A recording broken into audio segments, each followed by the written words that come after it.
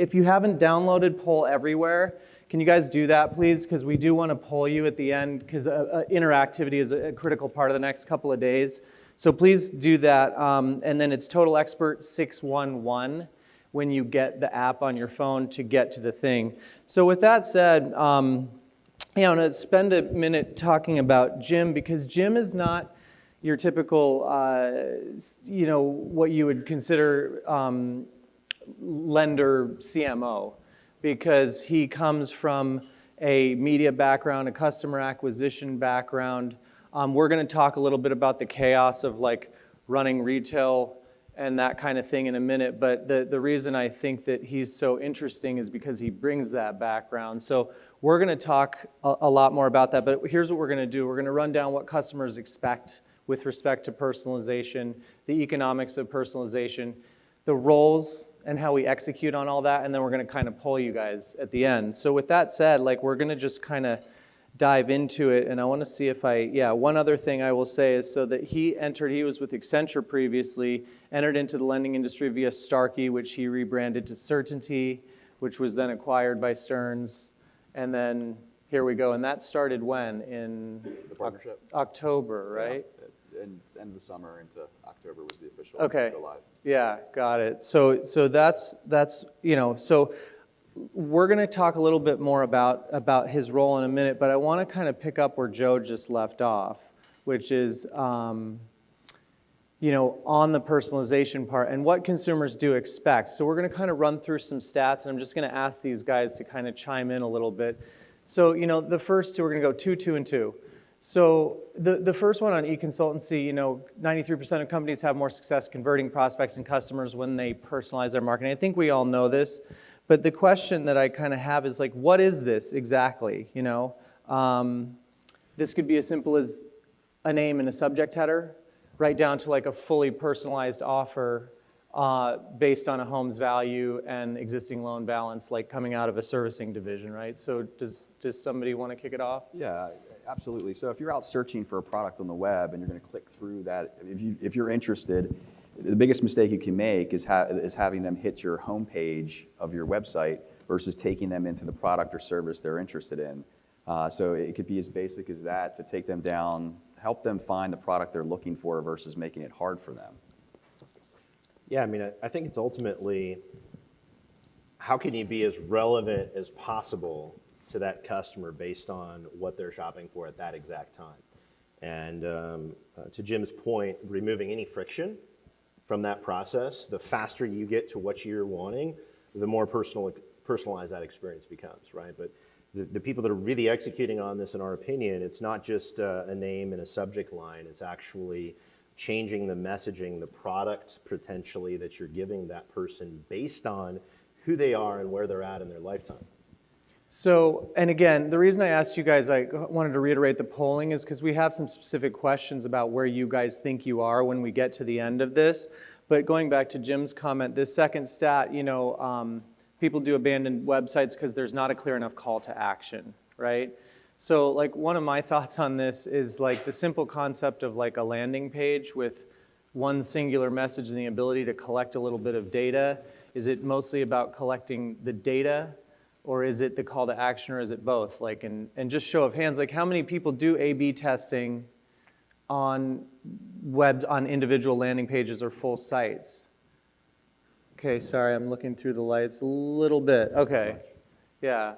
Any other thoughts on that one, or we keep zipping through? Yeah, well, the thing I find interesting in this business is we skip over the whole dating process. I mean, if you take it back to meeting somebody, we ask them immediately to get married. You're asking for social security number, all this very, very secure data. And I don't know about you, but I'm not giving my social security number to anybody on the internet until I have a relationship with you. Versus what happened to a little bit of flirting first to make sure that the brand's right for them. Because the funnels I've seen go right to an app. Hey, fill out your app and I'll pre-qual you. Well, no, I'm not giving you that information. What's the value? Why should I do that? It takes a period of time to get them to that point, and you have to be able to serve that content and engage that consumer through that relationship to get to that point, or they're gone. Yeah, and I would say even a step before that, some companies they don't, even if they're doing a middle step, it's still forcing a registration, forcing an email address before you've really added any value and you've built any trust with that customer.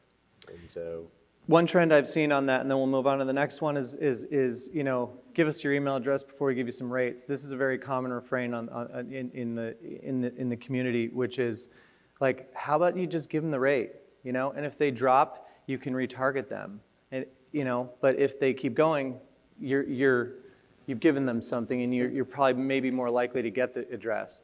So here's what's interesting. 33% of consumers abandon relationships do so because personalization is lacking. This is the call your credit card company, type in your credit card information, the person gets on the phone and asks you for your credit card information, right? It's still happening to this day, right? And then the other one, like 48% of customers, this is from Jim's former firm, right? 48% of consumers expect specialized treatment for being a good customer. So what does this mean? Like what is specialized treatment in your view? I mean, the companies that do it great are American Express and the airlines, right? Just think about it. They've turned getting on the airplane first into something special. It's all about giving something, your valued customers something of value, and incenting that repeat customer or that brand loyalty, taking them to a brand advocate. I don't know, I travel a lot. I live in Atlanta. I only travel Delta. And part of it's, I started asking myself, why am I doing this? I'm paying more for a ticket just so I can get on the plane early and make sure my bag gets up there. But they've done a great job of conditioning me as a consumer that there's a benefit to that. I think subconsciously, when brands are successful at doing that, and Delta is a great example, American Express is another one, subconsciously it gives people significance, right? And that's very powerful. If you can make the customer feel significant for doing business with you, that's like gold. Yeah, one pro tip here too, just as a suggestion, everyone has their ideas on this, but we're also sitting here still trying to drive adoption of, say, our front-end systems, our POS systems, right? And gamification on that, offering credits or incentives of like, hey, direct connect, and you get a closing credit of X, right? These are kind of some of the concepts that we're starting to think about in terms of how you actually drive adoption of the systems that you really want everybody to adopt and also provide that incentive at the same time, right? So next, 93% of companies have more success converting, wait, sorry, I went the wrong way. 89% of consumers more likely to do business with a company that if they offer personalized experiences. And then the interesting one, we're starting to move into a majority of people kind of expecting you to know about them. And instead of the opposite, which is like, whoa, that's a little much. It's the Joe Water story that he just told, right? One example I'll give that I really like on that first one, I think SoFi does a really good job with these client events that they do, right? And they are predominantly personal loans. They've had a tougher time gaining traction in mortgage, but that's just my one example. But I don't know if you guys have any examples of stuff that you like on this one. I mean, I think ultimately there's a lot of e-commerce companies that are doing this well. Of course, Amazon is probably the global leader in personalization, and we all can learn a lot from how they do things. But anticipating the needs of the customer and really giving them experiences that just feel fluid. It's what they're thinking about. It's what they like, and it just is a much more natural way of doing business. Yeah, the creepy versus cool is something we used to say at Accenture all the time. I mean, where do you cross that line? We were talking about this last night. If you register for a baby shower, you're going through a change of life, which is relevant to our business, right? There's a chance that you're looking for some type of housing change. But at what point does that consumer be like, wait a minute, how do they know that I registered for a baby shower for twins? And then all of a sudden you come off very poorly in that. So you have to be really careful to the point. I think it all comes back to what we've been talking about, driving value to the consumer, making it relevant to the consumer. To this day, I still get solicitations from my bank in a golden retriever's name that died 7 years ago. So one, how they got... That's a good one. Yeah, the one. Yeah. Which bank in the room is responsible for that one? Yeah, I won't embarrass anybody. It's like, how do they get Bailey to start with? Number two, and that poor dog's been gone for a while now. It's basic Yeah. math. Well, yeah, it's like, come on, I've been banking with you for how long, and you think I'm your dog, my dog, but.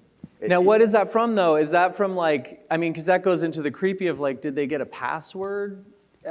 No, I don't know, know if it was a registration or where yeah. it came from, or who knows? Maybe my vet sent us a magazine in the dog's name. Right, but right. The reality is you figure you could scrub that data and figure out that at a banking institution that Bailey is not one of the names of my children, and even if it was, they're not at a point where they need a credit card. So it's like, come on, use your data.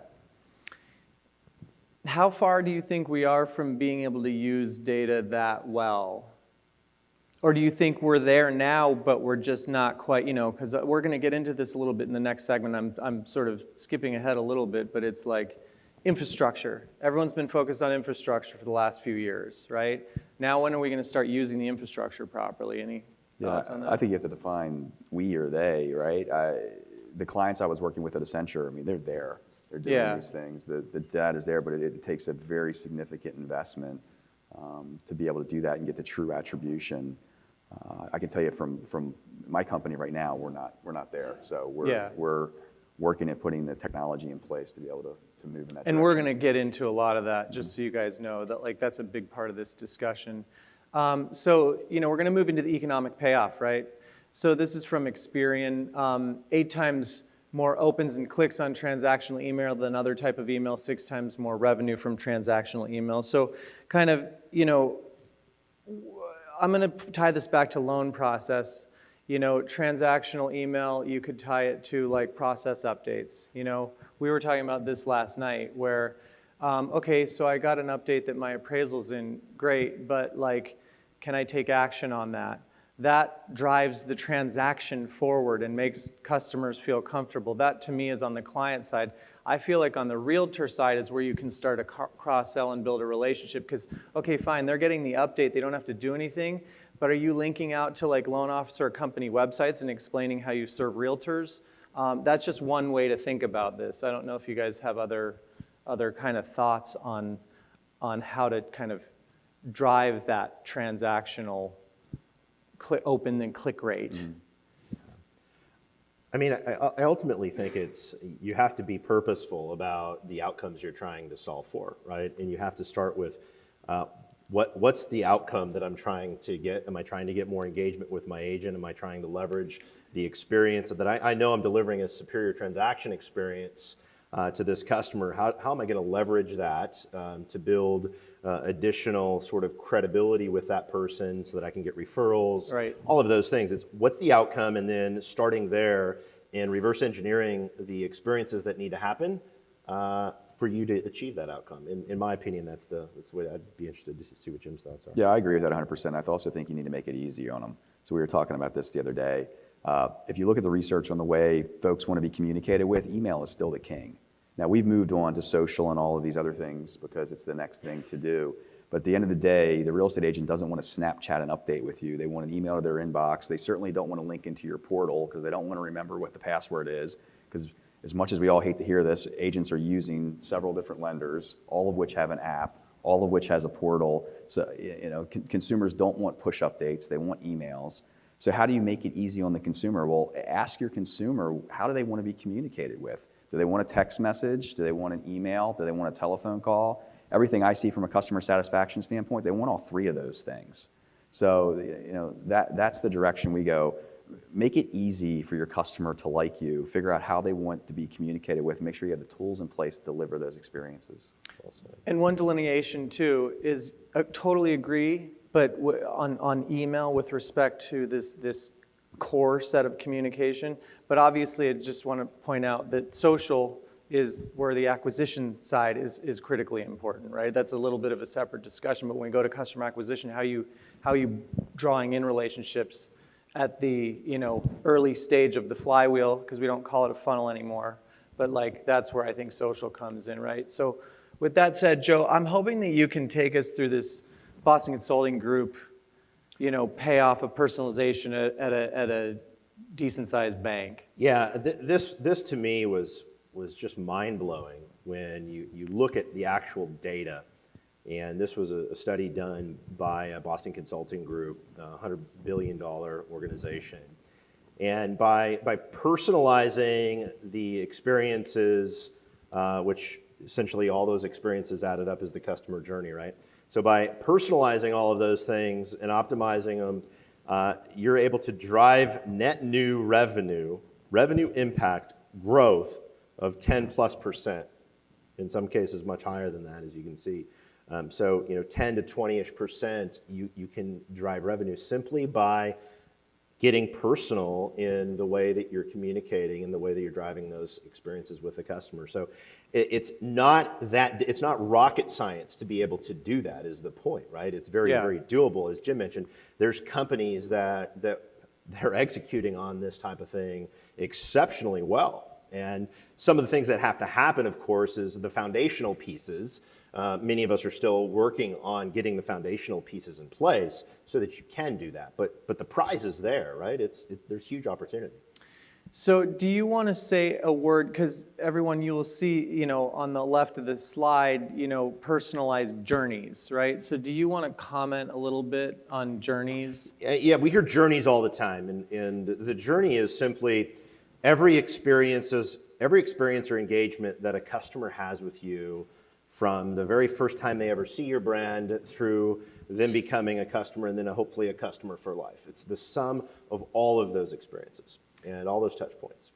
And so when we talk about touch points, this is where we are starting to go omni-channel, right? So if you acquire them through social, like you need to, link that down, like, so the first time you collect an email address, or maybe you're retargeting for a while, then you collect an email address, then you start to move them into a certain case, right? Yeah, I mean, everything is multi-channel. Yeah. And that's the reason that marketing and sales there's been friction there, because 10 years ago, even you didn't have to really worry about multi-channel engagement. You didn't have to worry about, people were still signing up to look at their high school friends on Facebook. They weren't necessarily having conversations on Messenger, right? And so today, they're expecting engagement across multiple channels. That's the standard. Yeah. So you have to think about it that way as you're going through your ideal customer journey. And what's their expectations, right? Asking some of the tough questions around, I know the personas of my individual types of customers that we're targeting. I know a millennial is going to want a certain set of things, and they're going to want certain communication cadences, versus the baby boomers are going to be different. Yeah. Jim, any comments? I totally agree. You have to define your customer journey. You have to look at your customer as an individual and start to group them and prioritize, and we'll get into that in a couple of minutes. Yeah. It all starts with the consumer and serving an experience that's relevant to the consumer, because there's a lot of choices out there for the consumer, and it can be overwhelming, and you have to communicate also in their language. So Yeah. In their voice, right? absolutely. Yeah. So do you want to bring us home on this BCG? This is the bottom line from this BCG study, right? In terms of the actual benefit, right? This from the same report, and these are the numbers, right? Any comments, starting with Joe or Jim? Yeah. I think ultimately, I mean, one of the biggest things on there is not just the sales growth, but if you think about the cost of acquiring a new customer versus the cost of retaining and expanding an existing customer. Everybody in the room is sophisticated enough to realize that it's a much more cost-effective way to grow if you're maximizing your existing customer. So reducing that churn is hugely impactful, and of course, the lift in sales is something everybody wants. Yeah, I mean, is this a surprise to anybody? I mean, think about it just in your personal relationships with friends, or back to your dating days when you were first talking to your boyfriend, girlfriend, spouse. If they walked up to you and said, "Hey, Jim, great to see you. We talked about X, Y, and Z," versus, "Hey, yeah, don't remember your name, but I think I met you at this place." Analogy, yeah. What's the chance of you actually engaging with that person? Zero. So this is, yeah, of course people are drawn to someone that actually takes the time to listen to them and give them an experience that's relevant to them.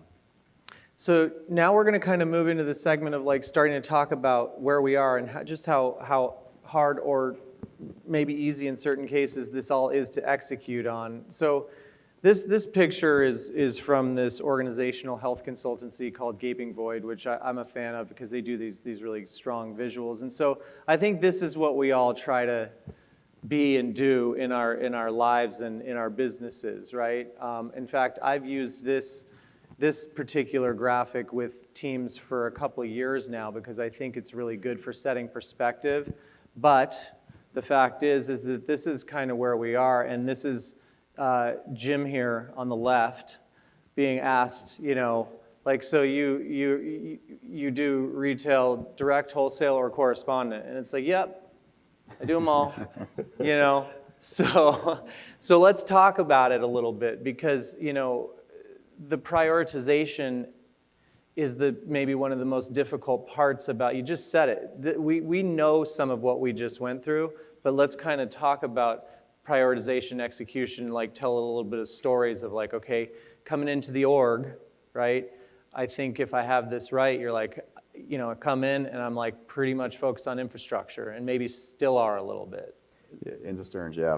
I find this business very interesting. So it's a lot of companies, or I like to call a loose confederation of independent contractors. If you're dealing with the MLO, loan officer, they're very transactional, very mercenary, bounce around very quick. 09, fun fact. Anybody agree with Yes, that? yes, Fun fact, 09 was the year that it was all like kind of where the industry mostly went to W-2 because there was no, most companies didn't even know how to spell FHA, and you couldn't do FHA unless you were W-2, but it was like 1099 up to that point. So I think culturally, you're spot on.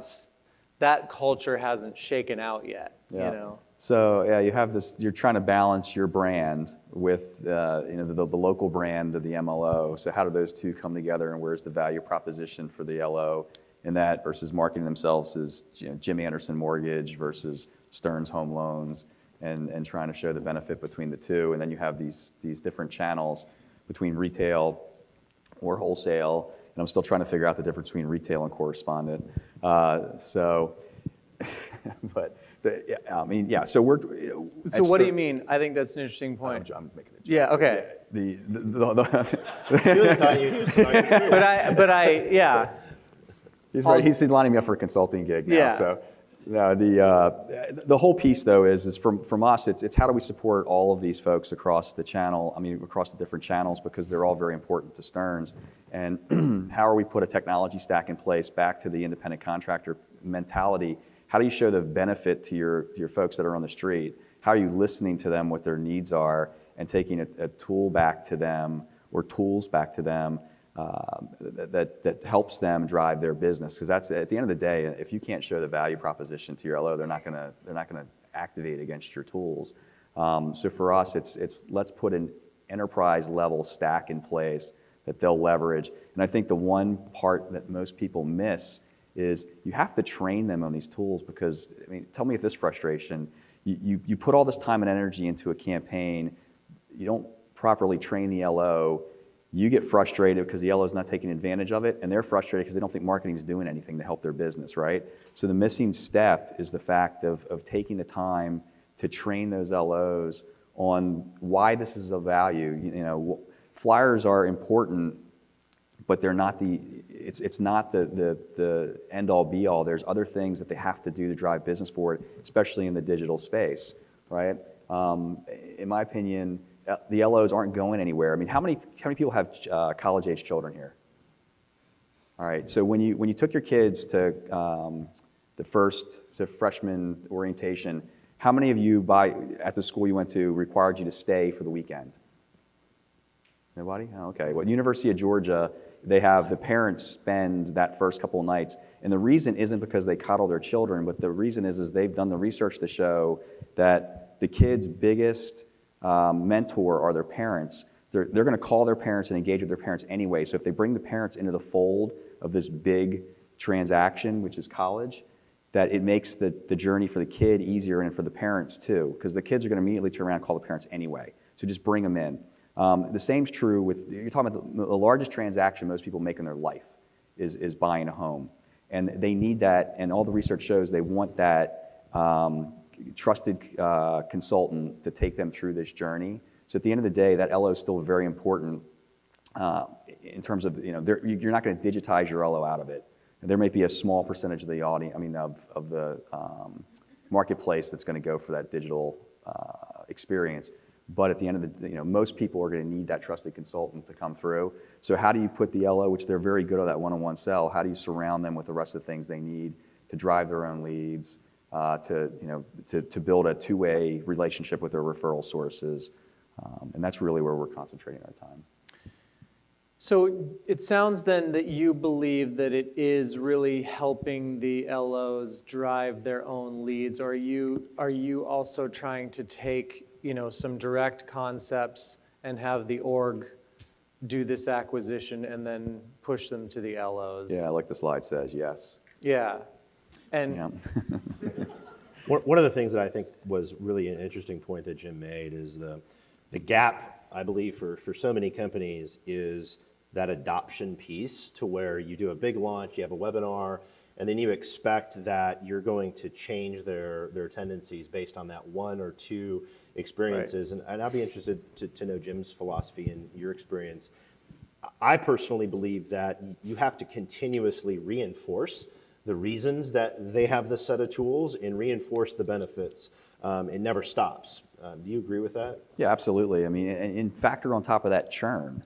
So you do this big launch, you train everyone who's in your organization at that moment in time on the tool, and let's say you have massive adoption, everybody gets on board, then you churn out 40% of your staff, and you've got 40% people that weren't trained, that came in maybe to a recorded webinar. So that alone is an issue. So we have a sales performance group that their whole purpose in life is to help coach up and work with the field teams to put plans together, business plans, real business plans with measurable actions in it, and then marketing plans part of that to drive into it to help achieve those goals. And like any plan, they're fluid, so you adjust and you pivot as things work and don't work through the life cycle of it. But that's an important piece of it, because to throw a CRM at somebody and say go, we're putting the sell-in disaster. Yeah, we're putting the sell-in prospect for it right now with our organization. And I was talking to the head of retail, and he's like, "This is awesome if you know what a CRM is and why it's an advantage." He's like, "Where's the?" It's a CRM dictionary, and I kind of laughed. It's like, you're 100% correct, and sometimes you got to take a step back. What's the benefit? Because we have a guy who's a fantastic, we call him binder boy. All his leads in the binders. He is the poster child for CRM to optimize his business. He has all the stuff. He's just taking all his notes manually and putting it on paper. So credit that he's doing all the actions, but he's not using a digital tool to make his life easier. That's somebody that through some training can really optimize his business and be able to go spend the time he's writing in his binders right now to go build more relationships. Absolutely. And also just note that that's what these breakouts are about this afternoon, is really kind of getting everybody in the room involved and really starting to talk through some of that. With that said, I was hoping that Jim could kind of get into like his methodology about all of this, because we've just kind of teed it up, but now I'm hoping you can kind of explain your methodology a little bit more and dive in.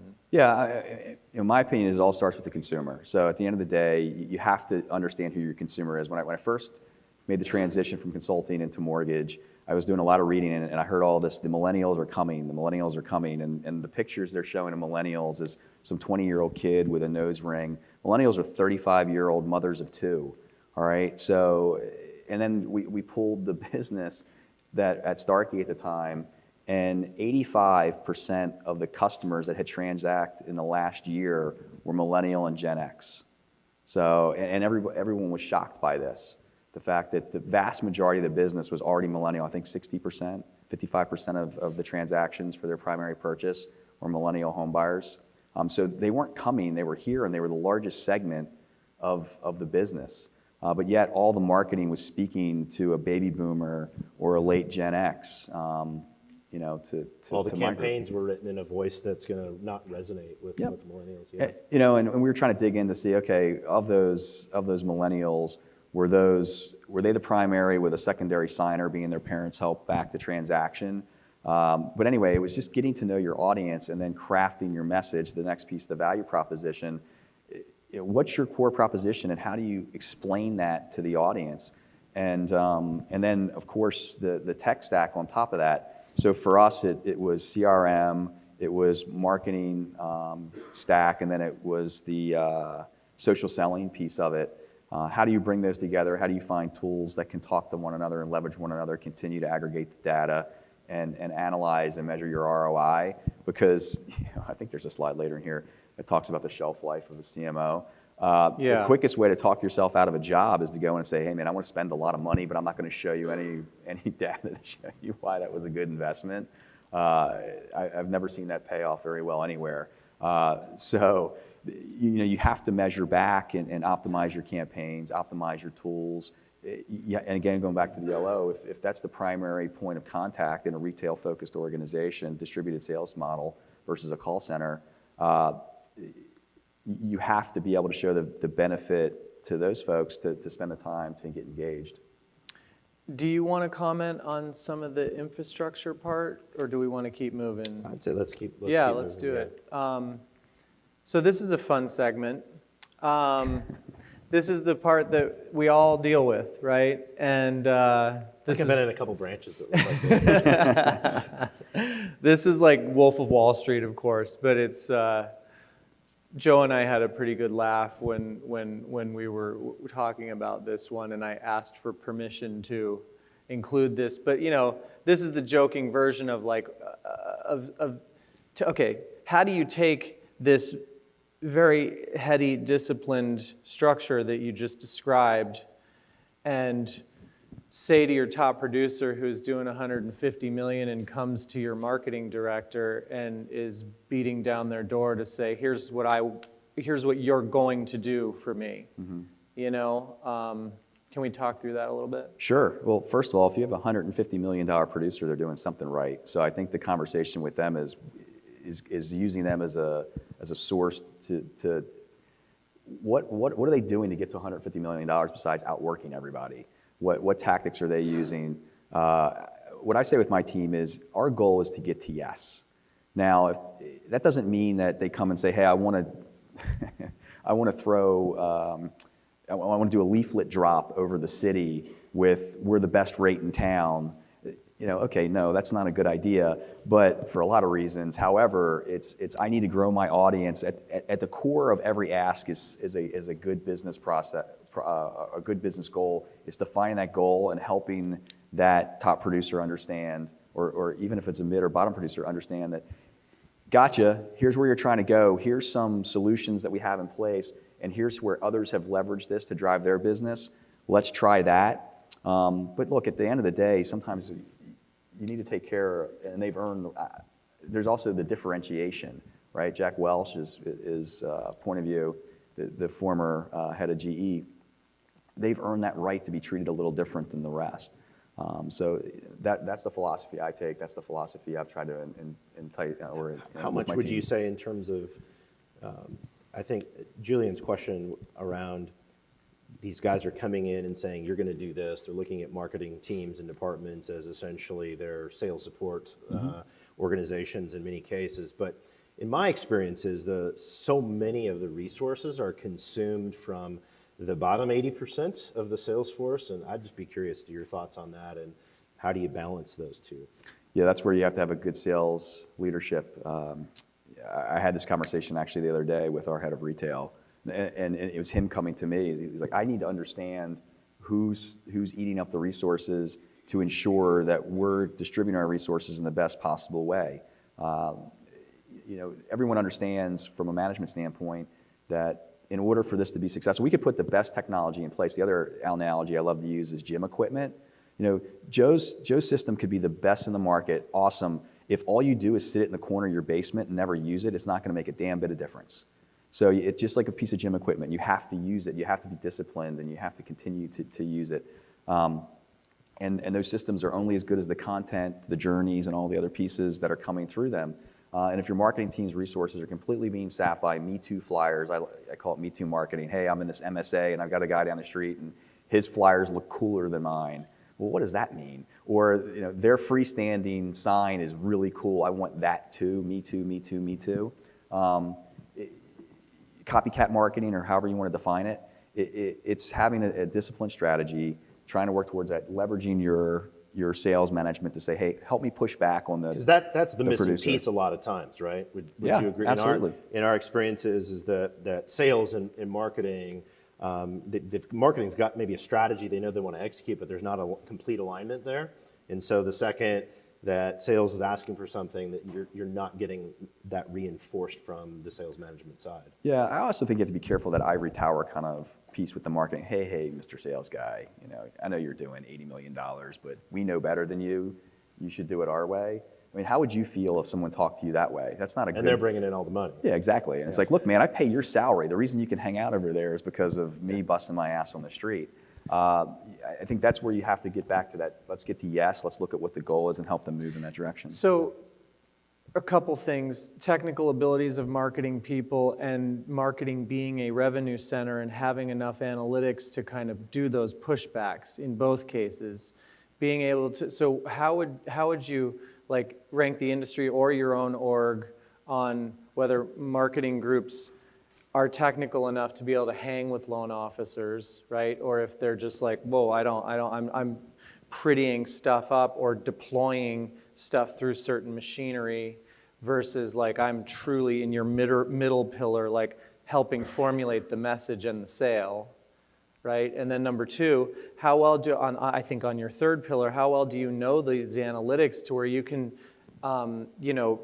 have an intelligent conversation and get to yes in that way of like, here's why if you will experiment with us on this, it's going to work because here's what the analytics say. Like how far along would you say if you're comfortable talking about your org or just talking about it more generally on those two things? Yeah, so for me, I've been transitioning into the Stearns role since October. I spent 2.5 years previously at Certainty, and I can say at Certainty Home Loans, we're a little further ahead in that life cycle. So we have campaigns and content and all the rest to point people back to or point our field back to help with that. And Stearns has some of that, and we're looking to put that into place. But you have to balance it. I found you have to balance it with the LOs of meeting some of their immediate needs so you don't turn them off, and you still want to be seen as the resource and somebody that's willing to work with them, but balancing the work with the fact that if all we do is answer flyer requests, you're never going to get to what's really going to help drive business. Because I don't know the last time you asked a real estate agent, are they really interested in your flyers? The younger ones, yes, they need that co-marketing. Those agents that are doing all the business, certainly.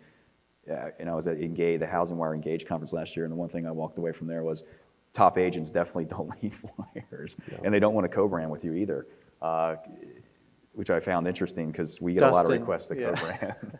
Dustin's very strong on that message. Yeah, he was very strong there. Yeah. All right, so let's keep moving. We got a couple more things we want to do. So this is another one that I think you have some passion around with respect to that middle pillar, right? Yeah, which is how at an organizational level, and this goes back to the same theme that I just asked about, like how do you at the company level and within your own marketing organization, hold the line on that message and teach LO, like how do you stay ahead of LOs? Because it's not, hey, I'm paying your salary. It's like, hey, we're here together. We're generating revenue just as much as you are. We know as much as you do, and let us teach you about the message. Like same thing. Like, sure. Yeah, I think it all goes back to personalizing it and speaking in the language I find fascinating. I think most mortgage companies do an awful job, ours included, of communicating to people in a language they actually understand. So they're written by lawyers and compliance and marketing folks with LTV and all of this stuff. I mean, cash out refi, at the end of the day, most consumers have no idea what the hell you're talking about. All they know is I have some equity in my house and I need to go do something. I need some money out of my house to go pay for college. You can take that a step further. It's like even the concept of equity, even for homeowners, in most cases, general consumers, that I find that word is still, sure. So what does that mean again? But like, yes, I need cash, I think there's some here. I have a need in my life, and Yeah. I got a problem I got to solve. Yeah. In some cases. Yeah. So, but the point is speak to your consumer in a language they can actually understand. And it's easier said than done because you're crafting these communications and you're running it through the gauntlet, and the lawyers are saying, no, you have to say this, this, and that. And compliance, like, whoa, if we use the word rate, all of a sudden we have to run a loan scenario and do all these other things, and it becomes really super confusing to the consumer. So how do you keep that message pure so the person who's meant to read it and transact on it can actually understand what you're trying to communicate?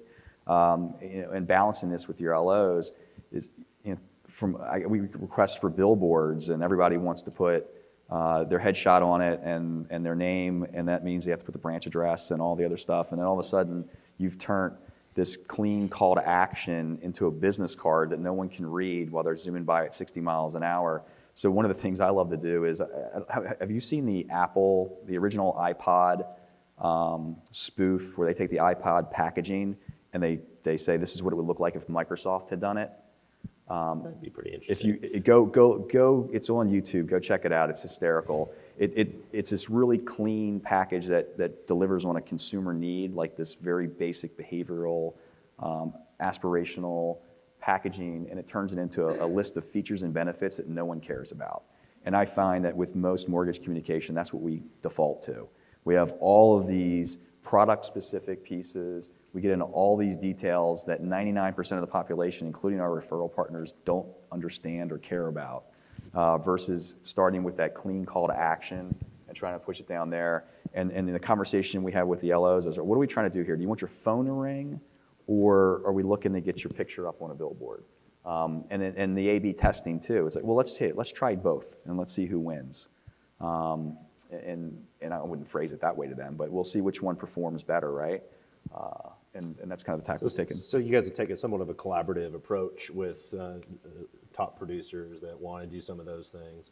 You guys will accommodate some of them and have that collaborative approach instead of just yes or no, and we're doing this, not that. Yeah, absolutely too. And I think you just can't limit it to your top producers, because you have your up-and-comers too that have ideas, and you want to cultivate that as well. And I think that's where the player development comes into play. Because if all you do is concentrate on your top 10%, and this industry is aging out, how do you grow those younger loan officers who have really good ideas that are talking to a different audience? So quick question on this one too. Like, philosophically, are you more brand forward or company brand forward or LO brand forward? I think it has to be a collaboration between the two. We were just, on the plane ride out here, I was texting with my team, asking for ideas for the Housing Wire conference, and one of them was, how do you intersect the LO brand and the company brand to make it beneficial for both? Because and what I always do with the LOs is ask them, if you want to market yourself forward, go search for LOs in whatever town y'all are from, and try to find the individual LOs. You're going to see every time it's going to be the brands, right? So there's a benefit to marketing with the mothership from an SEO standpoint and all the other things to help show up with search, and we've proven that out time and time again.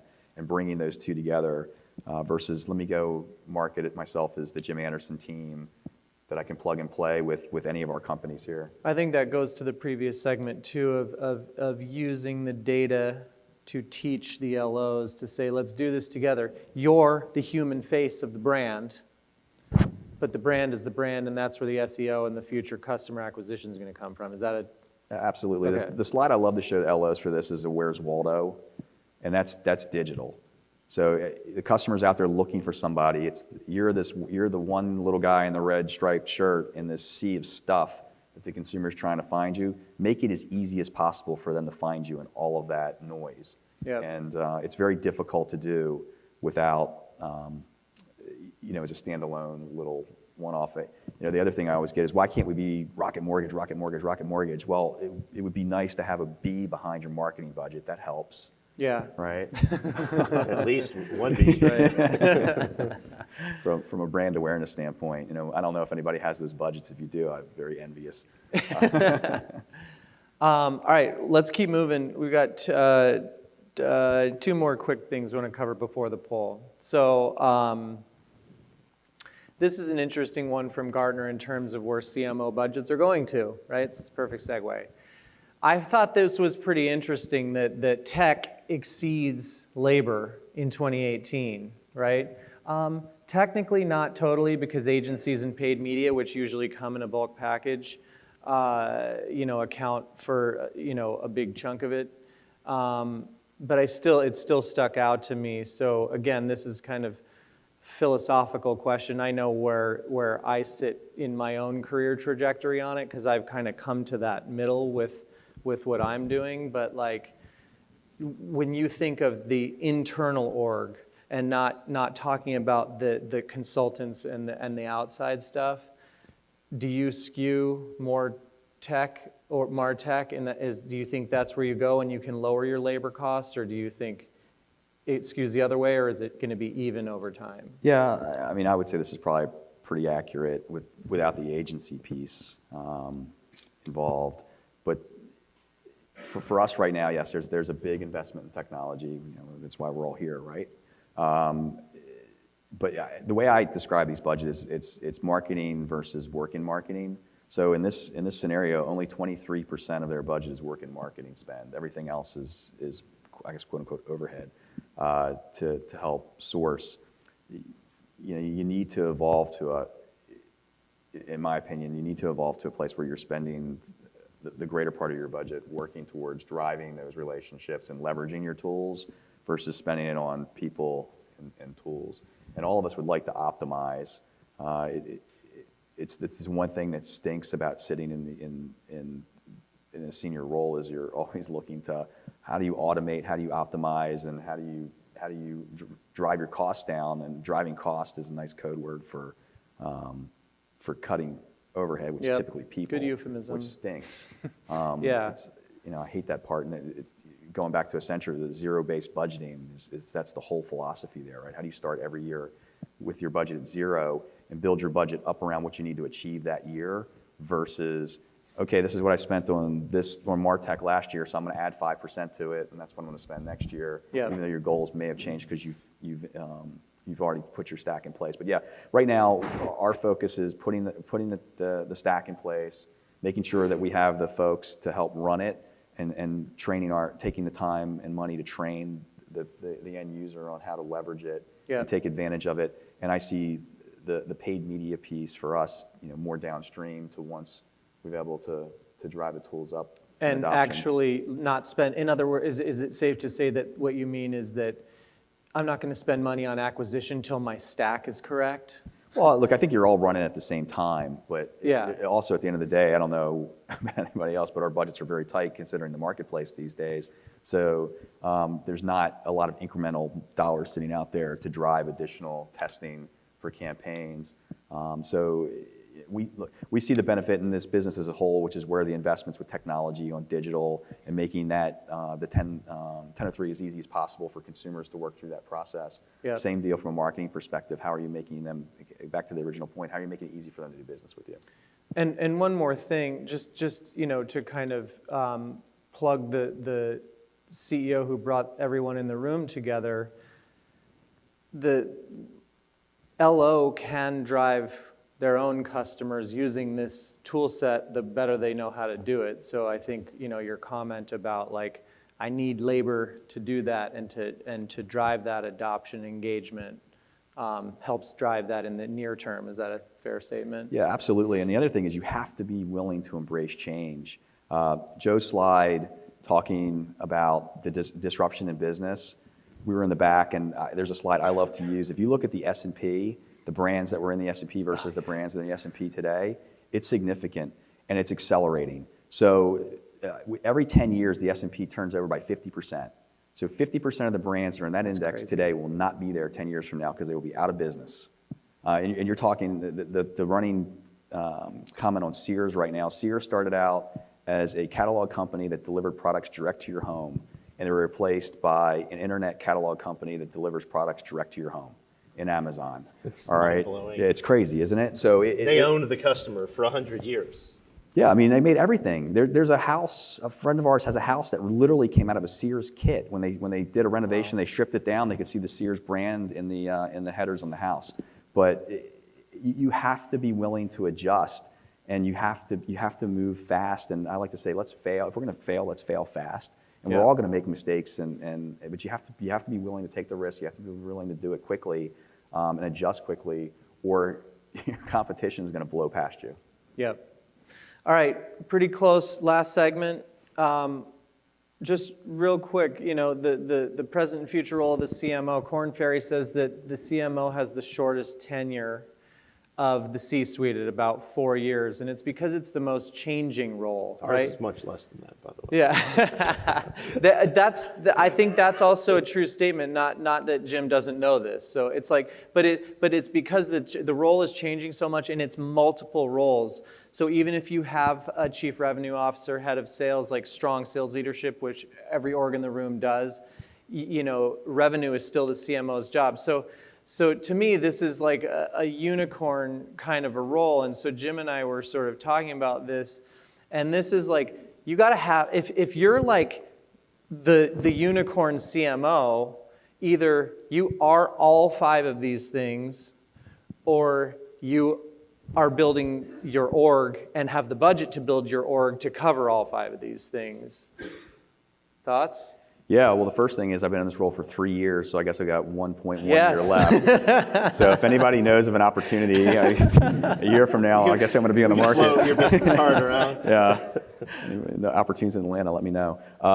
No, but serious, you have to be aligned. I mean, the biggest thing where marketing's changed in my career is now it's not just creative, it's technology, and it's sales, it's the attribution piece that every CEO is looking for. Prove to me that the money I'm spending in marketing is actually of value. So that, you know, the performance marketing piece comes a big part of that. The corporate, from a positioning standpoint, you have to have a strong brand proposition. I believe very strongly in that. If you're not investing in PR, it's a very efficient and usually very inexpensive way to go out and do that.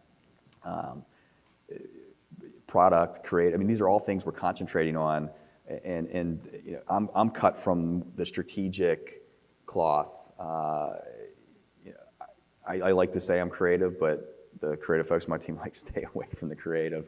And you have to, you know, I found that I have to surround myself with people that are strong in that area and stay the hell out of their way, and let them do their thing. But it closes with strategy. I think it all wraps around strategy. So how do you build a strong strategy? And the worst thing you could do is build a strong marketing strategy without collaborating with your sales team and making sure your IT resources are in line. Because, I mean, think about it from this way.